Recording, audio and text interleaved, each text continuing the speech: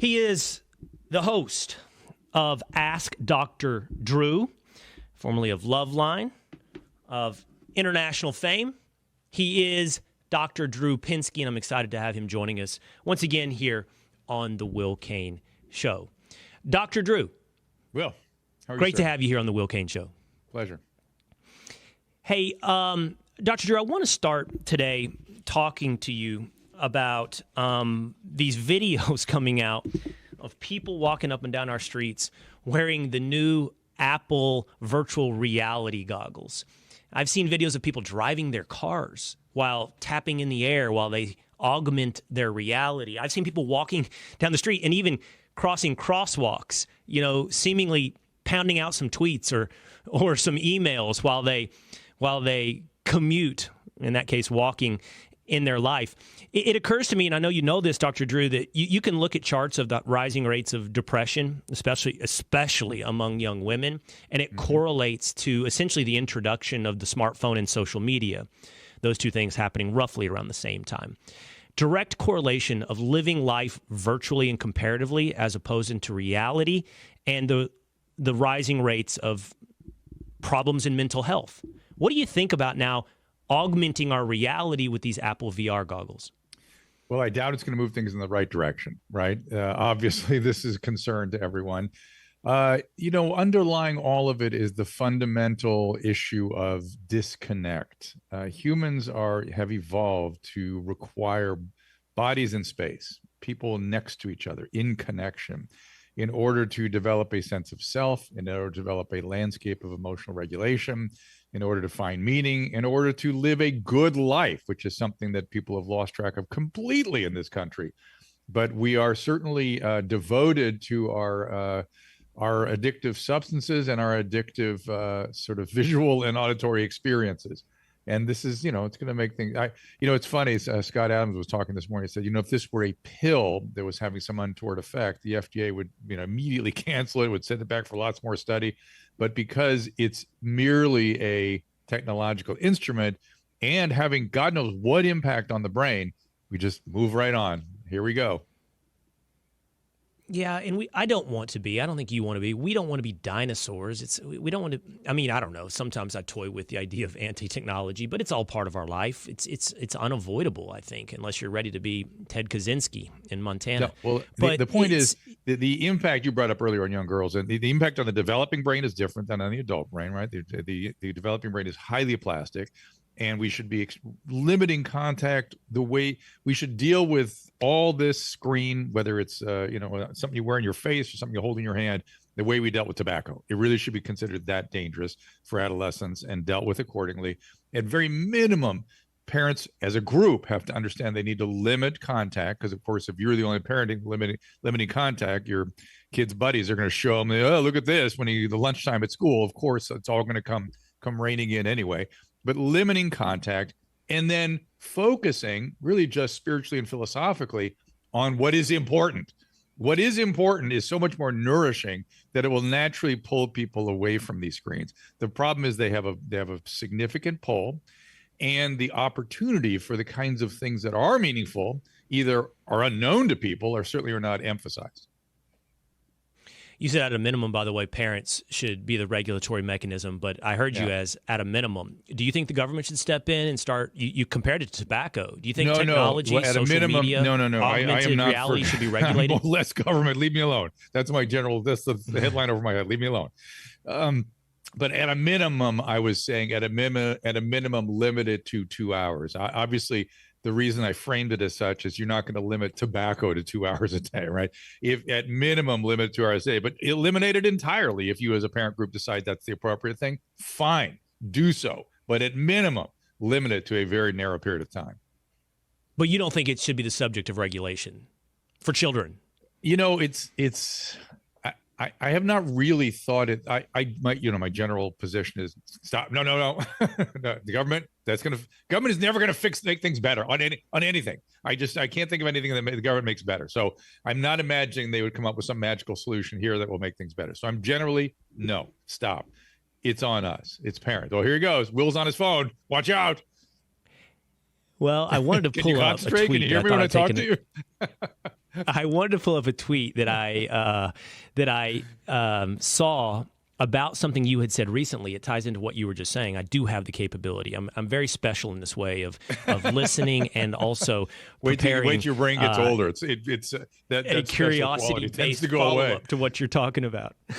No, you were talking to Dave Rubin, and you were talking about you talking about your philosophy basically of more or less government is always better. You were talking to Dave Rubin about, I hate to, these terms all get so loaded as we move along and they make their way into the zeitgeist, but basically of you becoming red-pilled. In essence, that you do not trust anything from the legacy media anyway.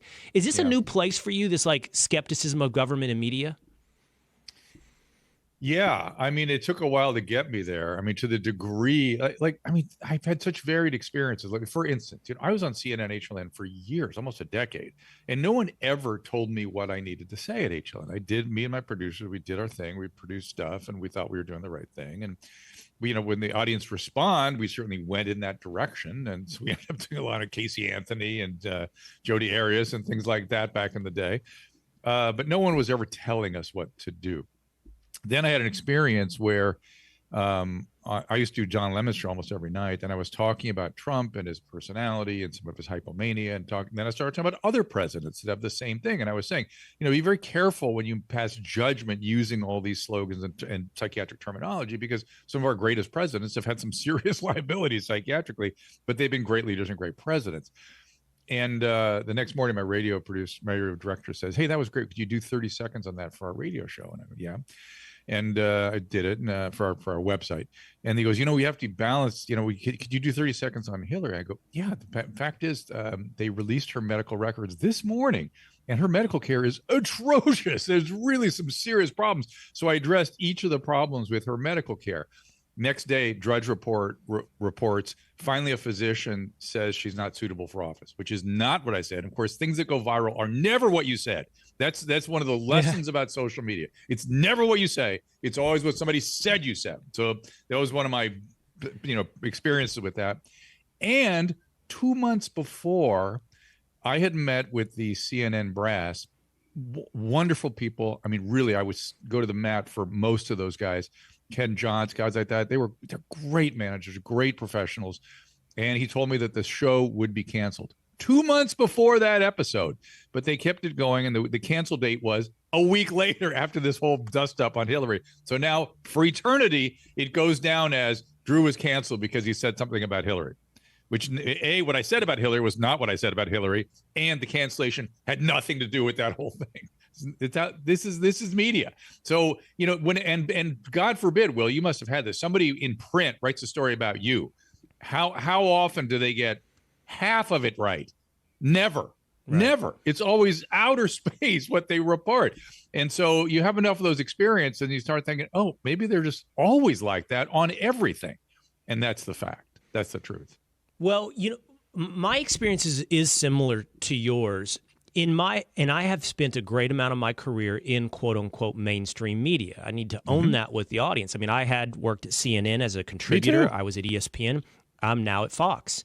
Yeah. And I'll tell you, Dr. Drew, the number of times that I have been told not to talk about something is very rare. And I will say that most of the time, it revolves around something to do with a potential defamation case. Because or just generally some active legal case that the attorneys, not the network, says, hey, tell these guys just to leave that alone while we're working. Correct. Yeah. The litigation and the potential for litigation is maybe one of the biggest emphases for self-censorship that exists. Yeah. But that doesn't mean there's not bias. Don't get me wrong at all. I mean, there's huge individual bias. There's institutional bias. I'll just give you this example, and I have cultural bias. I have fond memories of my time at ESPN, but if I talked about a trans issue, I would need to balance it out, and I was happy to balance it out because I enjoy debate and interacting with people that disagree. Yeah. But if I had an opinion that was somehow in the more groupthink deemed acceptable lane, I didn't have to balance that out. I never had to have somebody, tell me, I can't think of an example off the top of my head. You got to pull this guy in from the right to tell you where you're wrong on this, Will. It was always, you need to pull this person in from the left if my opinion was outside the lane. of acceptability. That's where manipulation came in, but it was very rarely, hey, do not talk about this. Yeah. Yeah. No, I'm with you. And yet the reporting, I wonder, I always wondered how it got so distorted, so wrong. Like, in other words, is it at the producer level? I mean, where it, because, as you and I both know, a lot of the producers are like 25-year-olds just out of school and smart, eager beavers, but they're sort of selecting the stories and they have their own sort of world they live in. And I remember once I went to a opioid summit at the White House, and it was a great day. I mean, it was incredible. All these cabinet level officials came in and presented what they were going to do. This was during the pharmaceutical disaster, and I've been fighting it for years and years. And Jeff Sessions, God bless him, came in and said, I see what's going on here. I can fix this. You watch it. 6 months, I'm going to turn this thing around. And damn it, he did. At the end of that day, a lot of interesting data was presented. A lot of interesting people spoke. At the end of the day, unexpectedly, Trump marched in and just started talking the way he does. And he goes, and I noticed the room filled with reporters as he walked in. There maybe 10 times more than there were during the day. And he said, and towards the end of his comment, he goes, glad you guys are working on this. Keep going. I don't know, some countries, they make the dealers pay the ultimate price. I don't know if we should do that or not, but, I'm glad you guys are thinking about everything. So next day, this entire day of extraordinary presentations, not one media outlet reported anything at all, except a headline: Trump says drug dealers should be killed. That's it. That was the entire day. And I thought, really? I can't believe anything that comes out of this building. This is ridiculous. So again and again and again, I see it, and where it's coming from. There's no mustache twirling, Snidely Whiplash in the background, but there is something going on where the press has been so severely adulterated that we have to kind of look elsewhere, because you can't rely on what they're telling us. Hey, you said something fascinating. You talked about the 25-year-old producer or the corporate environment. I brought up the litigation thing. And I think COVID was a big moment of revelation on this for me. And this is where I bring in your medical background. I used to think, Dr. Drew, that at our base level, the motivation of human beings is usually somewhere in the vein of greed or ambition. That people, when reduced to their base level instincts, will pursue their own self-interest. And that may be true, but I was wrong in that means they will do what is best for them in terms of pursuing ambition or success. And that's probably because that's how I think, and my bias was personal. What COVID showed me, and what I think the corporate environment shows you as well, is most people don't go through the world actually trying to achieve success. Most people go through the world actively trying to avoid failure. And COVID showed me how fear is our base level motivation. I think when you boil us down to we're the little lab rats, and how do we make the lab rats move in directions that we want them to move, or even if it's not, as you said, the mustache twirling individual trying to make us move, the way that we do move is fear-based. COVID was shocking in how many people would do anything that was told to them because they're afraid. What do you think is our base level motivation? Is it fear? It's too hard for me to talk about single motivations. I work in the world of broken motivations, right? Addiction medicine is about brains that have been usurped by one motivation, which is do drugs. And it's interesting how all the other motivations shrink away, and all the systems in the brain that come in to service the motivation. We're complicated beings. I don't like distilling us down to one thing, but fear, no doubt, is a very powerful motivator. But within fear, there are sort of subcategories, right? A lot of people, one of the great fears that evolved in our hunter-gatherer societies was ostracism, right? If you left the group, you would die. If you were ostracized, you were sent out into the savannah or whatever, and that's it. You're done.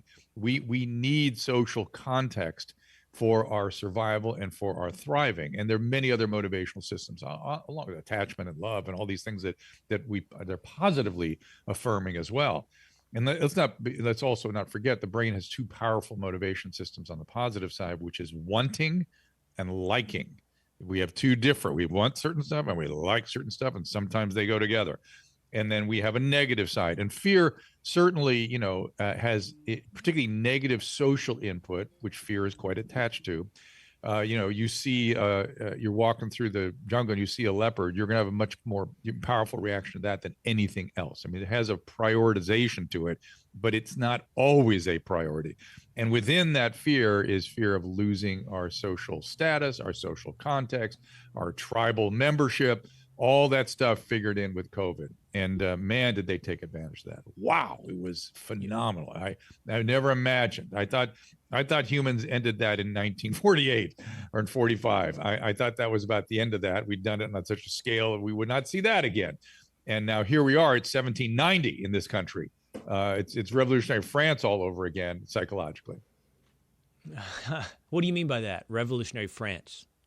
I wrote a book on narcissism called The Mirror Effect, and I was documenting the narcissistic trends and turn and how personality structures had dramatically changed, really internationally, and I wanted to write a chapter on where else in history, because I wanted to know what the consequence with this. There's got to be other periods of history where this has happened, and the only thing I could find that was similar was pre-revolutionary France, and so I wanted to write a chapter about how narcissists tend to form mobs and scapegoat, and that you would see guillotines. And this was 20 years ago. I didn't know cancellation was not a word, social media was not a word. I didn't know that this would be the modern version of the guillotine, but here it came. And the mobs and the mob action, it just all came. Now, what's interesting is how we dissipate all that. And it usually takes some firm muscle to do so. If you look at history again, it didn't stop in France until Napoleon stepped in and go, okay, that's it. And the thing that people forget about guillotines is if you put somebody on the guillotine, eventually you're going on the guillotine. It needs to stop. I am fascinated, and I will admit it's always been on my list to study in more detail the French Revolution, because, it's a good side by side. Why the American Revolution was a success and why the French Revolution was a failure. I've never thought about it through the terms of narcissism. When you were talking about politicians a minute ago, I also used to think like the commonality to all politicians is narcissism. I mean, those that I've been around. It's a pretty fair assessment. You're pointing out it's not just politicians though. We're a narcissistic society. Oh yeah, absolutely. I started working in a psychiatric. I'm an internist by training, but I was working in a psychiatric hospital starting in 1985. And when I first got there, we had these diagnostic sheets on admission, and I was seeing, personality disorders at the top of the list, and I would see all kinds of different personality descriptors, and dependent personality, obsessive compulsive personality, and all these different things. And somewhere in the late 80s, I noticed, awful lot of borderline personality coming in. And then by the 90s, by about 92, it was all what's called cluster B, which are the narcissistic disorders. So it's borderline, narcissist, sociopath. 100% of the admissions. Huh? Where'd that come from? How do you explain that transition? Childhood trauma. How do you go from a society where you're over-indexing bipolar to narcissism?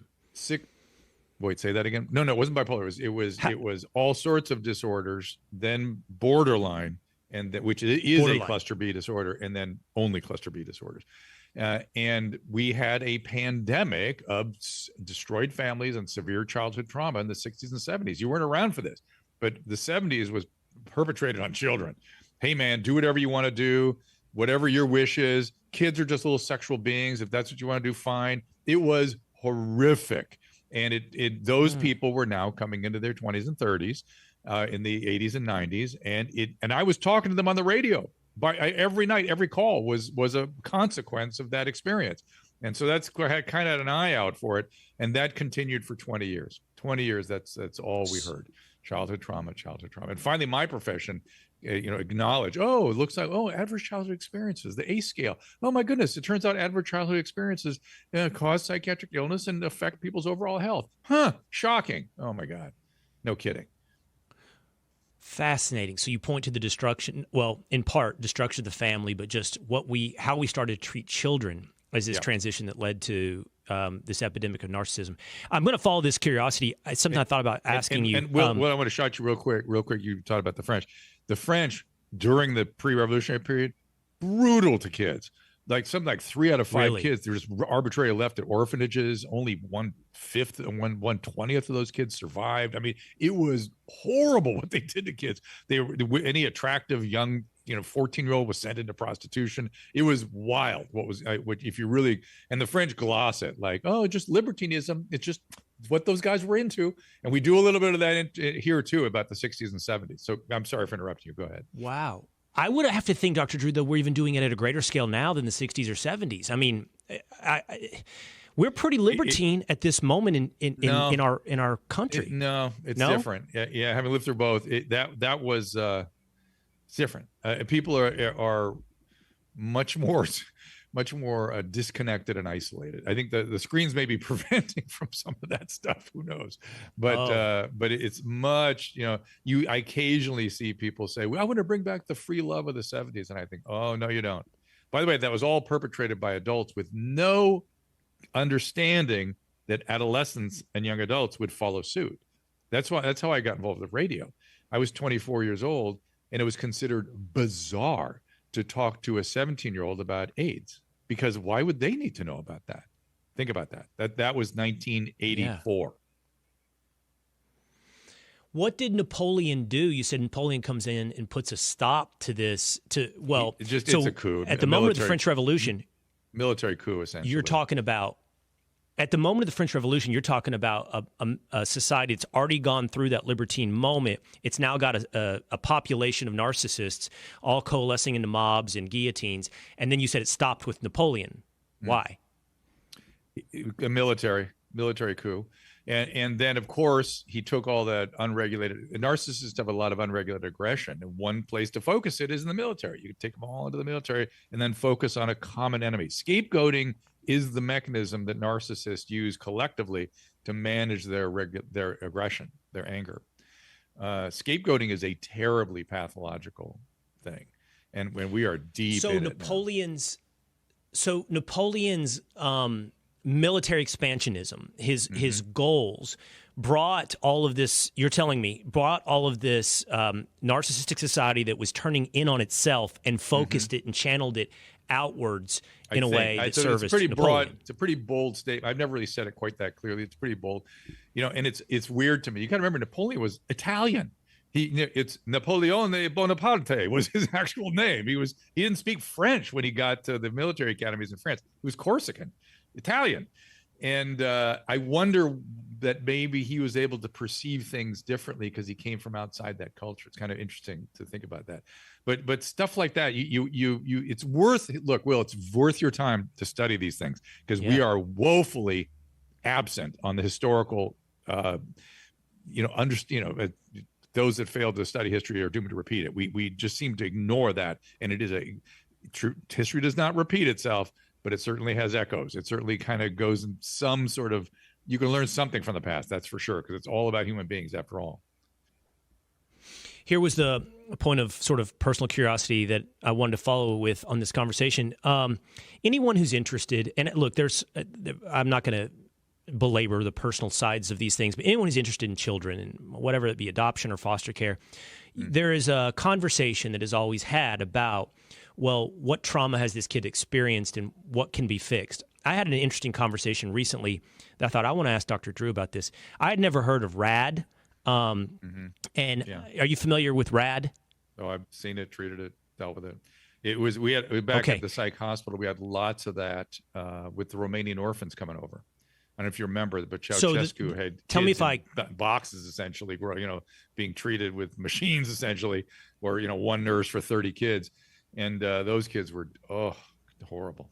So tell me if I characterize this correctly, but a person can be fairly resilient and overcome trauma, provided that trauma happens at a stage of life where they can reconcile with it. And the theory is it's the first 6 months of life, actually, 0 to 6 months, where trauma or neglect or abuse becomes insurmountable. And that a child who has dealt with that in their first 6 months, and I hate to say it this way, but cannot be fixed. They can't form normal human empathetic relationships. Everything becomes somewhat transactional. It's a lot of the characteristics of, sounds like to me, I'm no psychiatrist, of a sociopath, but it's sad to think whatever happens in those first 6 months, if this is accurate, and I turn to you, is not capable of being fixed. Well, everything in medicine is not always a never, right? But that phenomenon of extreme deprivation, particularly the first 6 months, first 5 years, if it goes long enough, it doesn't. Even the first 6 months are good. If you have it the rest of the way in the first 5 years, you can end up with the same thing. And I think the more gentle way of saying it is, there's only so much you can do. And some of them are really not retrievable. And it's closer to psychopathy and not sociopathy. In other words, other people don't really exist to them. At least their minds don't have contents in any meaningful way, certainly not emotionally. Sociopaths at least understand that minds have content, but you're there to serve them, to be manipulated by them. But psychopaths, emotions don't really exist. And that's part of what gets lost in that attachment disorder. All right, back to your distrust, your growing distrust, or your developed distrust of mainstream media. I know you also have said this as well, that a big part of that was Robert F. Kennedy Jr. Well, people ask, Michael Malice, I think, was the first one to ask me, what was the moment? When people ask you on our interview show, you have to come up with a moment. It may not be exactly the moment, but it's the one that comes to mind. It's like a Rorschach test. And what came to mind for me was this interview I had with RFK Jr., which a friend of mine set up. Dr. Kelly Victory set it up, and I really didn't know what his deal was. I'd heard all this, oh, he's a vaccine, blah blah blah, and I thought, how am I going to find any common ground with this guy? And by the way, I didn't like the way he has his formulation on the AZT history. I was there. I was in the trenches. I was working on AIDS patients. I know exactly what happened, and he got it wrong. Not entirely wrong, by the way, but wrong in my opinion. And he and I fought about that during this first interview. And then he started talking about, what he wanted for vaccines and for vaccine research. And I thought, well, that's reasonable. That's not at all what I thought this was going to be. So first aha was like, oh, of course, the people were saying he said something he didn't say. There we go again. It's never what you actually say. It's always some cartoon version of who you actually are. So that was the first moment for me. But what really stayed with me was at the end of the interview, he goes, Drew, you are really courageous to speak to me. And I was like, great. To have a conversation with another adult professional in public requires courage. He goes, oh, you wait and see. You're going to see it. This requires courage. I was so gobsmacked that meets furious about that. I thought, well, no one's going to tell me who I can talk to in public. This is ridiculous. And then I got assailed by you're platforming people. That is McCarthyism writ loud. That is never going to be seen well, but in the light of history, when the bright light of history is going to, it's never the good guys that prevent people from speaking. And my opinion is I don't have to agree with people, but I'd like to talk to them and see what's up. And by the way, so I ended up like really interviewing a lot of people that had, peripheral opinions that I didn't necessarily agree with. And I learned something interesting from every single one of them. I didn't agree with everything they said, but I learned something that I wouldn't have learned any other way. Yeah. You can't trust humans to listen to a conversation. It's just, oh my God, it's just been so disgusting to me to see people go down that path of trying to silence people's points of views. It's just horrific. But what is it about Robert F. Kennedy Jr.? For me, just that he said that to me. That was it. No, it was nothing special about him. And I've sort of become kind of friendly with him since. And he's an interesting guy. He's a smart guy. He's done some interesting work. Oh, it's Robert F. Kennedy Jr. that told you about platforming. And I thought it was Michael No, he was the one that said Robert F. Kennedy Jr. He said you're courageous for interviewing me, meaning him. And that's what triggered all my thoughts about that. Oh, well, he has certainly experienced that. I mean, talk about the fear of ostracization. And again, this isn't about. Yeah. You were talking. Forgive me. I thought you were talking about Michael Malice's opinion on AZT. You're talking about RFK Jr. RFK Jr. I've heard him talk about. He's lost it in terms of ostracization. He's lost almost everything, including his family. Mm-hmm. Mm-hmm. And by the way, again, for the promotion of an opinion, for being accused of promoting an opinion that is not his. That is not his opinion. That's the part that people. That's the part that people need to watch out for. And look, this is. I want you. I know you're sort of fascinated by history. I want you to think about this.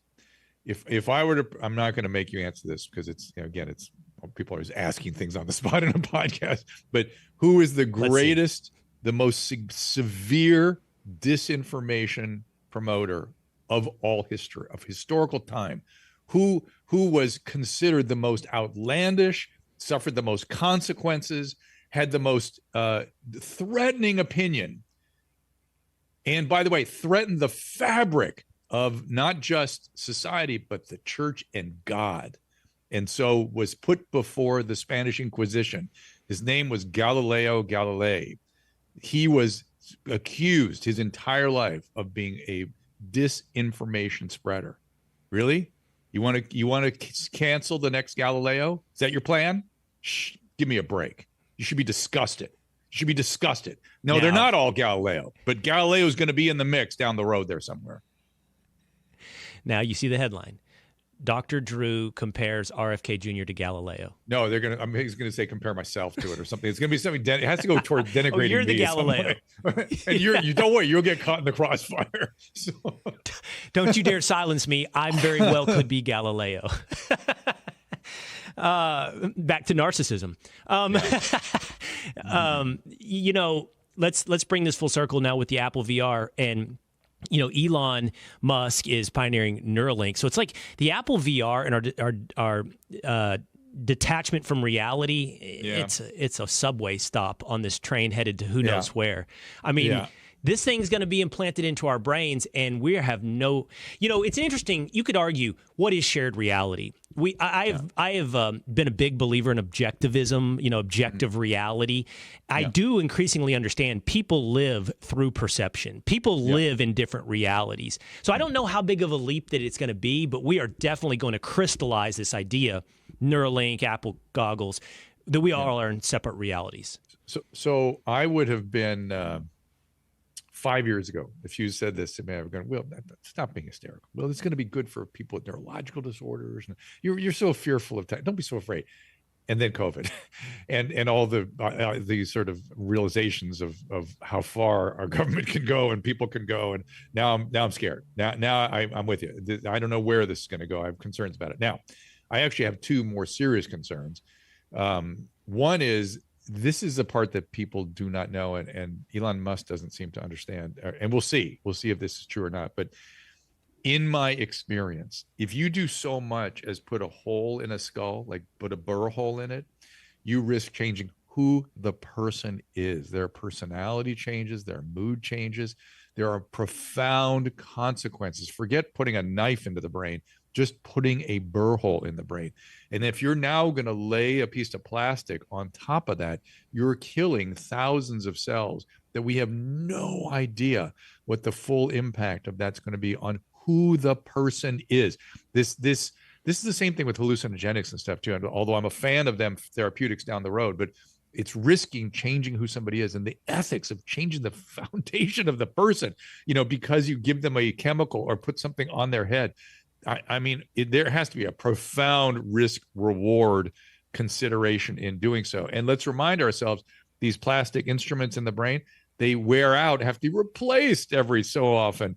And that's going to kill another God knows how many cells. So the profound neurological consequences of this have yet to be worked out. Now, if it's to make it so you don't have a neurodegenerative process, or it somehow impacts ALS or, spinal cord injuries or something, well, no, maybe it's worth it now. But for an average person, oh, no. I really worry about this. I think it is a very wise, and I have come to appreciate that word, smart, less meaningful to me, wise, more meaningful as I grow older. I think it's very wise to say, well, we need to consider. I don't think we talked enough, shockingly, about the effects of the legalization of marijuana. And you bring up hallucinogens. Right now, there's a big push. Hey, they're good. And I'm not sure I've heard anybody really, to the extent you just brought up, bring up, well, whoa, what is the downside of toying around with this? Did you see that kid that cut his dad's head off? Wisdom. The kid that died, the kid that cut his head off, that no doubt in my mind, that was from heavy LSD exposure. I've seen stuff like that from LSD, and he was a well-known heavy hallucinogen user. I've seen people get really wild psychoses. I've seen people's personality change. I've seen severe mood disturbances. How much for how long before that happens? We don't know yet. That's what scares me. Now, I do believe there will be therapeutic value. I mean, there's no such thing as a good chemical and a bad chemical. There's just chemicals, their effect on the human physiology, and our relationship with them. That's it. There are some good, some bad. Alcohol, some good, some bad. Fentanyl, good medicine if you're having surgery. Not so good if you're living on the street. Or not so good if you're 14 and buying a Xanax tablet. Then not good, but it depends on the context. Well, as to bring this together, what we like and what we want sometimes gets in the way of pursuing that wisdom. This is the second time we've talked. I find it useful in that pursuit of wisdom. Enjoy talking to you, Dr. Drew. Always. I hope we'll have you again here on the Will Cain Show. All right. Love it. There he goes.